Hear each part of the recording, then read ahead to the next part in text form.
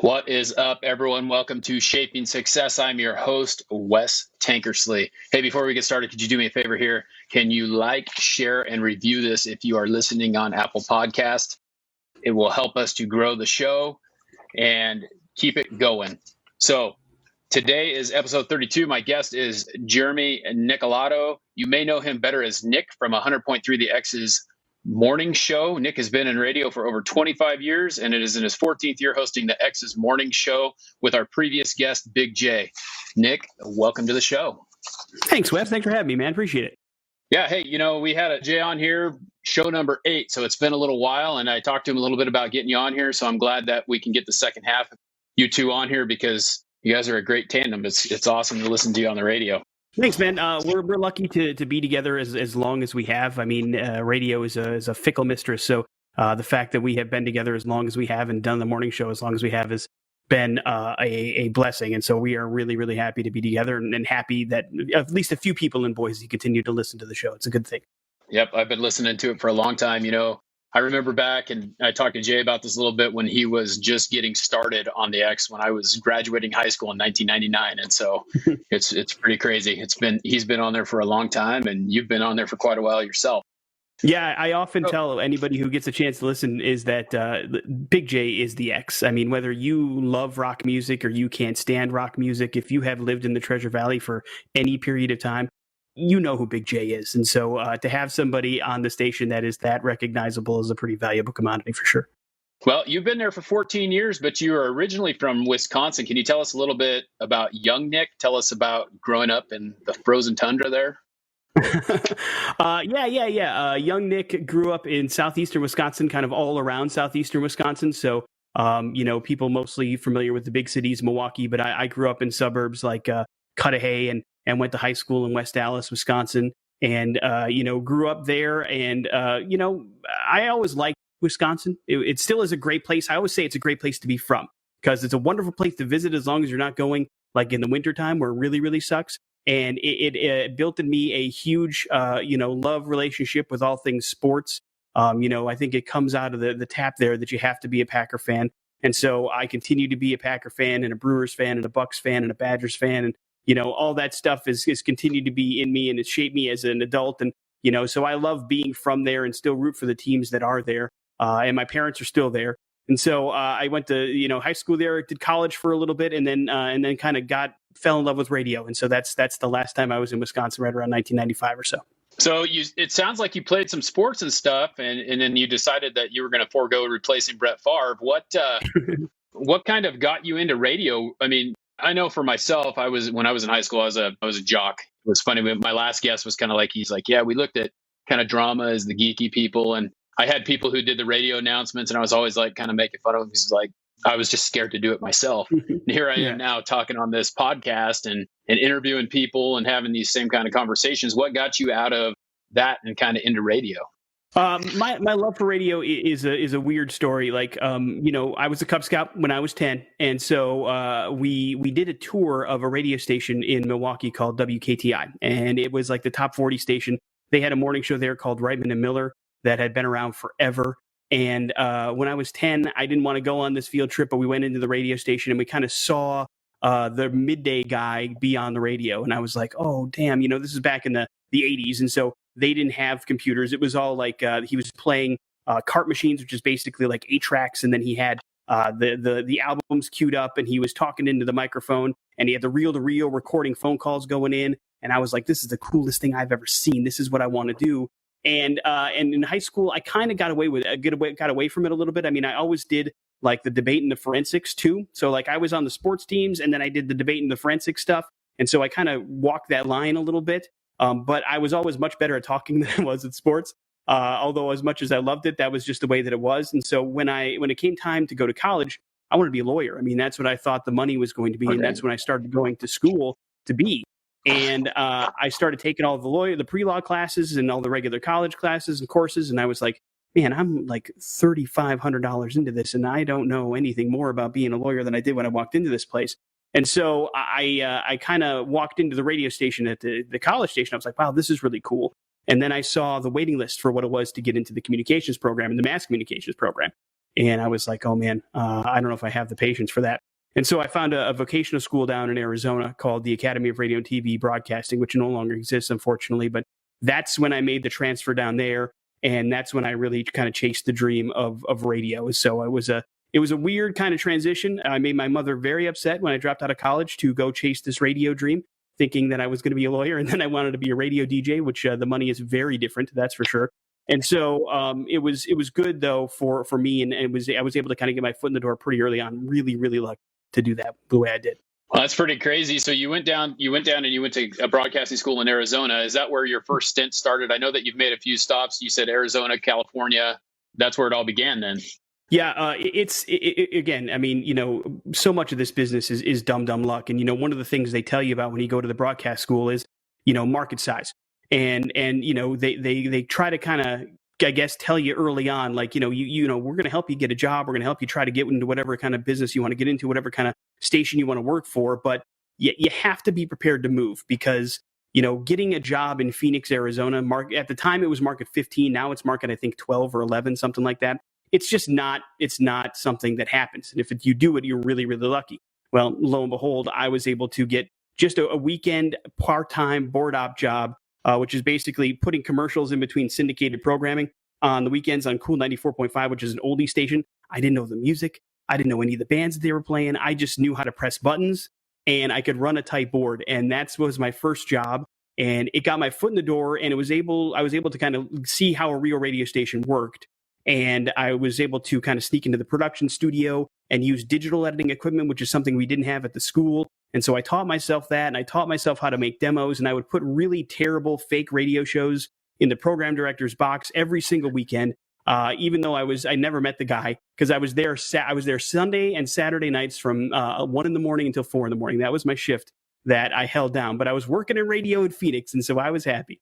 And so I did that, and then he came in one night at like midnight, and his name was Brian Casey. He was the program director, and he said, "You run a really tight board, but your air checks are terrible." And I said, "I know," but I was only 18. I didn't know oldies. I was talking about the Beatles and Herman Hermits. I didn't know who any of these people were. And so he said, "How would you like to be a morning show producer?" And I was like, "I don't know what that means or what that is, but yes, I would love it." And so that was my first full-time job. I totally lucked into it. It was just through sheer perseverance of just dropping terrible things in the program director's box. And that led me to my very first full-time job. So to be able to work in Phoenix for your first job full-time in radio is very, very lucky. And that is how I got my start in this business. So I'm very thankful for that too. The luck helps for sure. So explain that a little bit to the audience. Kind of what is a morning show producer? Is that what you do now, or is that a different story? What is that? Well, morning show producer at the time, mostly in off-air position. What I do now, I mean, while Jay and I both together tandemly still produce the morning show, which means you basically come up with elements and for bits and ideas and topics of conversation, and you book guests and all that kind of stuff. That's something that we still do as part of the morning show. It's our responsibilities. But at one point in time during the morning after, we had several producers on the show. We had Ange and Randy, who now does nights on the radio station. He was a producer of ours, which was nice. But that was my job. Basically, what they needed in the morning show was somebody that knew how to run the board so that the talent didn't have to worry about pressing the buttons. And then it was also my job to book guests on the show and then to edit out all the phone calls. It was a very phone-intensive morning show, meaning they would always do like topics like, "Oh, tell us about your worst first date, blah, blah, blah, blah, blah." And people would call in and they would tell them. And then it was my job to edit up the phone call so that it didn't sound or it wasn't as long as it was supposed to be, or we had an in and we had an out. And so I had to do all that stuff on the fly. And so every morning show producer kind of is different what their responsibilities are. Some are on air, some are off air. But in my particular case, it was mostly off air, at least for that position. And so that's how I got my start. But what it really did was it helped me understand how to do a morning show, especially how to do a morning show in a major market, what it took, the dedication, the information, how much stuff you had to do to be able to communicate to an audience for 4 to 5 hours every single morning while they're getting ready for work or whatever. And so it was an incredible start. They paid me nothing. I barely were able to survive and pay the rent, but I got skills that I still use to this day and use every single day to make sure that we put together a good morning show, that we're tight, that we, get out on the laugh, that we have good guests, that we know how to do an interview, that we can, book people. I still use those skills that I learned in 1995 and 1996 to do the show today. And that's amazing because that's what it takes, is having that good base. And it's a great story that you came from the very bottom, is what it sounds like, and worked your way up.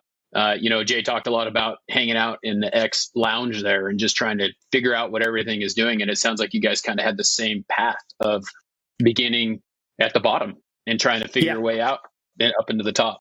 Yeah, it's and to this day, I mean, still, it's an old cliche, but it's about paying dues, man. I mean, radio is a hard ass business to get into, and it's a harder business to stay in, and especially now to be working full time in radio in any market. I don't care if you're in a big city or a teeny tiny little city. To have a full time job in this business right now in this environment is pretty amazing.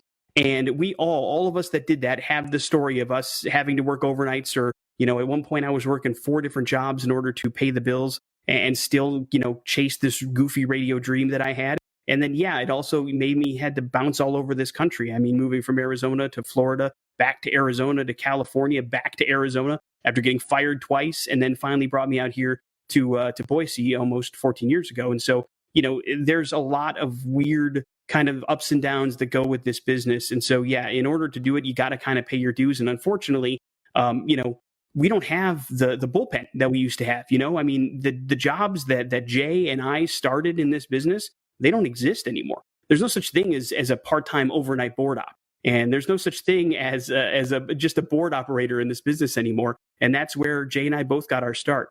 And so we have to figure out where that next generation of talent is coming from. And hopefully, as people that have been in this business for a while, guide them, train them, push them in the right direction. And it's getting harder and harder because there aren't the programs out there that there were when we did. Not that you need a college education to get into radio, but you need to know something about it.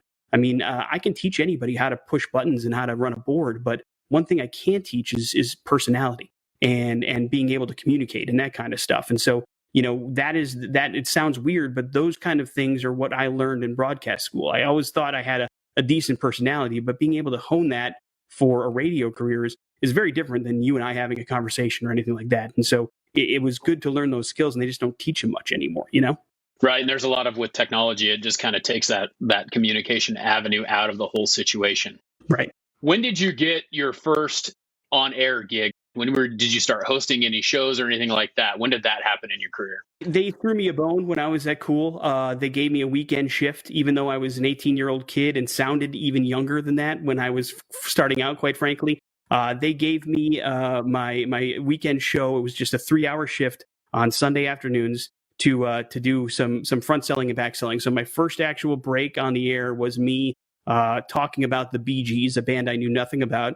And the song was called I Started a Joke. And I still had my Wisconsin accent. So it came out, I started a joke, because everything is long O's there, cokes and votes and all that kind of stuff. And so it sounded like a big mess. And I talked over the guy singing, which is also a very big no-no. But that was my first break. I still have it on tape somewhere.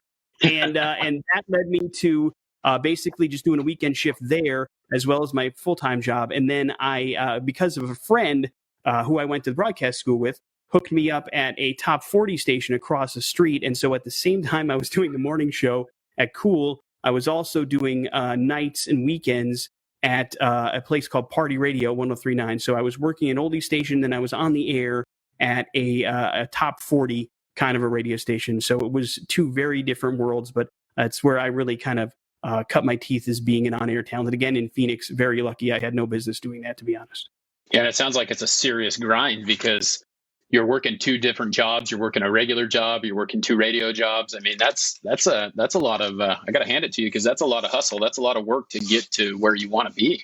Paying your dues, man. And it was back in the 90s. Everything was $7-8 an hour. So if I wanted to make sure I ate and paid rent, that was what I had to do. And also, I mean, it never ever seemed like work to me. It's such a cliche, but when I was a kid, I worked for my stepdad's concrete construction business, and God, I hated it. I mean, it was just everything I didn't want to do ever. And so I was like, I have to try something that I'm going to enjoy. And so when you're sitting in a microphone and you're taking phone calls off the air and you're playing music and you're getting paid to have fun, even if it's not paid well, it still didn't seem like that much of a pain in the duff to me. I was happy to do it. And then learning about the morning show, the hours suck. God, they still suck. There's nothing great about getting up in the morning that early to do a show, but it's still, they pay us to have fun and to joke around and to have a good time. And so while the hours are plentiful and the sleep schedule was kind of a mess and I wasn't getting paid very much, it still was radio. It's what I wanted to do, so I was happy to do it. And I was much, much younger, so it did not seem that bad either, so that was good. So that's kind of the start. So what brought you to Boise? Because you've been there for 14 years now at the X, and you started out. Did you start out right at that time as doing the morning show with Jay, or how did that happen? How did you get to Boise? Yeah, I was working in Phoenix, and I was at the Edge, which is an alternative station there. And I had done some kind of assistant programming and doing some music directing in my career in radio. And what I was kind of doing was looking for an opportunity for a chance to program, to be a program director, to take that next step in my career and really make a radio station my own. And so I had been in the business long enough that I knew that wasn't going to happen in Phoenix, Arizona. While I, at the time, was 27 years old, I think, 28 years old. I was looking around for a smaller marketplace. I kind of wanted to get out of the big markets because I'd worked in Sacramento and I'd worked in West Palm Beach and I'd worked in Phoenix. And it was all nice, but one of the things is it's a grind, man. I mean, you're always on, you're always in a ratings period, and it's a bunch of programming veterans that get the call to program in cities like that. It's never first timers. It's just not a reality in this business, and it still isn't. I mean, you're not going to get to Phoenix as your first program directing gig. It's just not going to happen. And so I wanted to find a place that I could be creative, that played the music that I wanted to play, and that let me kind of do something that would be fun. And so I started looking on the trades, and I saw KQXR, which had a very nice pedigree as a radio station from an alternative standpoint.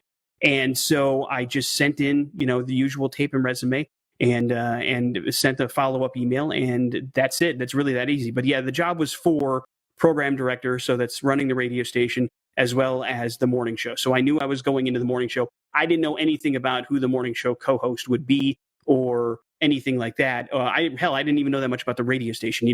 Back then there wasn't even streaming, so you couldn't really listen online. You had to kind of I would send away for tapes to get sent to me so that I could listen to what 2 or 3 hours of what the station sounded like was like. And so that's what I did. And I got a call from the operations manager, Dan McCauley, who's still there to this day. And we had a really good conversation on the phone. They flew me out. I fell in love with the city in the 2 days that I was here. Briefly met Big J, although at the time, Ian and Matt Diablo, the old program director, the gentleman that I had replaced, we were doing the morning show, but Ian had said that he didn't want to do mornings anymore. And so they were going to throw Big J in there, who had done it before, was currently doing afternoons. And so what isn't often talked about, though, is Big J was also up for the job that I got. He wanted to be the program director.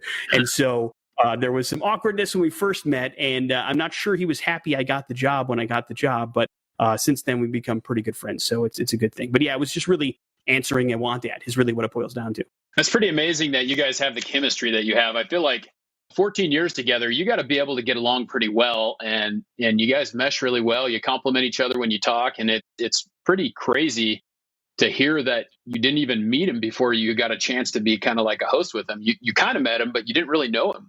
Yeah, it was weird. I mean, what it came down to was once I got the gig and I actually moved out here, Jay and I met at Mulligan's downtown in Boise, which is a bar, and we had a few beers and we talked about things that we really liked. We talked about things that we hated, and we bonded over a couple of bands that not a lot of people had heard about, and we bonded over our hatred of a particular band. And so it was like, okay, this is gonna get along pretty good. And then basically using my production, my morning show producer skills, we sat down and I came up with some ideas of bits that I thought would be good. And some of those bits we still do today. I mean, We're Going to Hell and Pop Culture Smackdown, those are day one bits, man. And those are the ones every time we ask people about the morning show, what do you like? What do you enjoy? Those two things come up every single time. And so it's one of those things where it's just a couple ideas that we threw against the wall in Mulligan's one night, became staples of this morning show. And the chemistry just comes. I mean, the good news is we're both laid back kind of guys. And we can get along and we can make fun of each other, and we can, take each other to the mat, and we can give it out and we can take it, and we don't take it personally. And so, having worked with morning shows that hate each other it's really nice to have a guy that you get along with on a pretty regular basis, and it can hang out with outside of the radio station. So that's good too. Yeah, well, you haven't made him too mad, because I remember when he first started, he had that high pitched voice when he gets a little pissed off, and it was kind of hilarious to listen to him get a little mad every once in a while. But doesn't seem to do that as much anymore. He's kind of calmed down in his old age. Yeah, it's funny. I mean, we talk about that a lot, and we all have people that listen to the show and kind of give us tips and ideas on what to do and how to make the show a little bit better. And one of the things that they say is, man, Big J doesn't yell as much anymore. And I say that's true. And he goes, I can sometimes. He goes, I just can't. I don't have it in me. But we're different. We're different people than when we started that show. I mean, we both started in our 20s. We both were single. We both, had, nothing going on for ourselves. And so it was just all about the morning show and going to concerts and that kind of stuff. And now, kids and marriages and houses and car payments and all this kind of stuff. And we really, truly did kind of grow up on that station, even though we were a little bit older than some of the people that listened. And we kind of adapted our personalities that way. And so while it's still there, we still have our freakouts. Big J still gets upset about some things. It is a different, calmer world than the 28-year-old us is, for sure. It's a great story to hear this, because, like I said, growing up listening to it, it's just awesome to have that insight into what was going on while everything came along. So you alluded a little bit that you didn't necessarily have to go to college to be in radio. Did you get a degree or anything like that when you at the broadcasting school, or was it just you took some classes and you kind of get into it? What would you tell someone who wanted to get into radio right now? Right now, I would say, yeah. I mean, what I got was I've got a bunch of college credit I've done nothing with. I still have in my back pocket if I ever want to complete my education at some point. But really, what I got from the broadcasting school was a fun certificate of completion, which I still have. Basically saying I completed the course in the allotted time, and it was a 9-month program when I went there, and then they helped you with job placement. But I was working before I graduated, so I didn't need the job placement. I was at Cool 94.5 already. But when people ask me what can I do to get into the business today, and I know where we are, and I know what we do, and I know the reality of the situation, and that is there's not a lot of broadcast schools like when I went. I mean, if you look online and you do like a Google search, you'll find like some home study stuff, and you'll find like somebody will just say, hey, start up a podcast or something like that. But I think, Wes, it's probably not that much of a thing to tell you that the world of radio and the world of podcasting are two different things. Both are very difficult, and you have to have a particular set of skills in order to pull them off. But I mean, it's a different world when you're out there and you have 30 to 45 seconds to do what you need to do, and you have commercials and you have weather and traffic and all this other stuff that you have to do in order to do it. And so when it's some of that stuff that they really can't teach at home, and quite frankly, they can't teach at broadcast school or in regular college. And so when somebody says, hey, how can I get into radio? My answer has been, get a job there. And, it's not necessarily on the air. It's getting your foot in the door and working as a remote tech, which is a bottom level, ground up position. And it's terrible, low pay, awful hours, inconsistent. I mean, there's nothing good about the job. I am so thankful for everybody that's ever been a remote tech for us, because I know how crappy that gig is, and I know how inconsistent it is. And I know that you're out there sometimes in the ridiculous heat in the middle of summer for 4 hours, setting up a huge tent and an inflatable to make people come up and tell you how much the Red Hot Chili Peppers suck. And so it's not the greatest thing in the world to be out there. But what it does is it gives you access to this weird place called radio. And it gives you an entrance code into the building, and it gives you an access point to some of this stuff and equipment. And I always tell any remote tech that has an interest in this business, come see me in my office, because I went to radio school. I worked at a radio school. If you have an interest in being on the radio, I'm going to take some time and I'm going to tell you how to do it. And not everybody can do it, man. I mean, it's not an easy thing to do. There are some people that just can't do what we do. There are some people that get in front of a microphone and freeze up, or there's somebody that creates a completely different personality than who they really are. And that's just not what this business is anymore. Or there's somebody that just pukes all over the place, that's like, hey, everybody, how you doing? It's blah, blah, blah. And it's just that's not what we do. And it's not what radio is anymore. It used to be that way, but it's not. And so that's the key is finding somebody that wants to help you take that next step. And that's not always easy either, man. I mean, I've had really good program directors and I've had really bad program directors. But one thing that I've tried to do is if somebody has a love for this business and wants to do it, I'll listen to anything and I'll give you some tips and I'll help you. But I'm not going to make you do it. You're going to have to show me some initiative. And if you do, hopefully I can help reward you in that particular case a little bit further down the road. I've only got a limited capability of doing that. But I mean, that's how we found guys like Adam and Randy. I mean, they're off the street guys, but they're great at what they do because they bust their ass and they came in and they had dedication and they worked hard to get better. And I'm happy that they are with us. I'm incredibly proud of all the work that they've done. And I'm just honored to be along for the ride. But that's the key is finding a way into that radio station, getting in there, putting in some time, laying down some fake tracks and mock radio shows, just like those terrible air checks that I did back in the day. And finding somebody that can coach you, finding somebody that can help you make better, and finding somebody that actually gives a care. And that's important. Not always easy to find, but that's how you break in this day, man, because there's no bullpen. We don't have, guys, if somebody is sick, we have to scramble. If somebody's on vacation, we all work a little bit harder. I mean, we don't have a bullpen anymore. We don't have those weekenders we can call up and help us out. And so that becomes difficult, and that becomes more difficult to climb into this business. But if you want to and you want it, you're going to have to pay your dues. You're going to have to wait, but it's a possibility for sure. So find a good mentor and work hard and start at the bottom. Yep. That's got to be probably one of the hardest parts is to find someone who is willing. And I kind of applaud you for that because I think that that's awesome that you're willing to get out there and help anyone, but also at the same point, they need to be willing to put the work in because if they're not going to, then why would you waste your time? Well, and that's how you find the people that really make a difference. Because again, I mean, for instance, Tyler, who works at the radio station and does some stuff for us on the weekends and helps out. I mean, there's a guy that has been working his tail off, doing exactly what I've been telling you. He has been doing checks. He's been doing air checks with me. He's been, on the air and helping out as much as we can. But I've got a limited amount of space for him. But he's doing some overnight shifts in this radio station, and he sounds fantastic, much, much better from where we started. And that's the kind of stuff that I like, and that's the kind of stuff that makes me go, there's somebody that I need to reward. And again, I don't have unlimited power, but I do have the ability to do some things for some people that go that extra mile and sound good and put in the work. And I wish there were more people that did it, but then I would run out of places to put them. So there's the catch-22 there. But still, I mean, if somebody wants to put in the work, I want to help them get better. But I try to also be as honest as I can because, we are really lucky at the X. We have myself and Jay. We've been there forever. God willing, we don't go anywhere. And then, we have Jason Drew on middays, who is just a guru at what he does, a musical expert. Adam has got the #1 afternoon show in town and has forever. He's got an incredible personality. Randy has the #1 night show in town and has worked his tail off to get to where he is and started out as a morning show producer and now does nights on the radio station. And we have Ian and we have, a bunch of people on the weekends as well that help out and do what they need to do. And so it's hard to find room for everybody.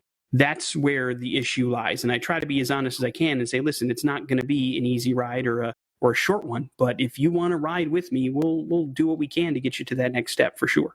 Yeah. And that's where honesty comes in, and being upfront always helps out.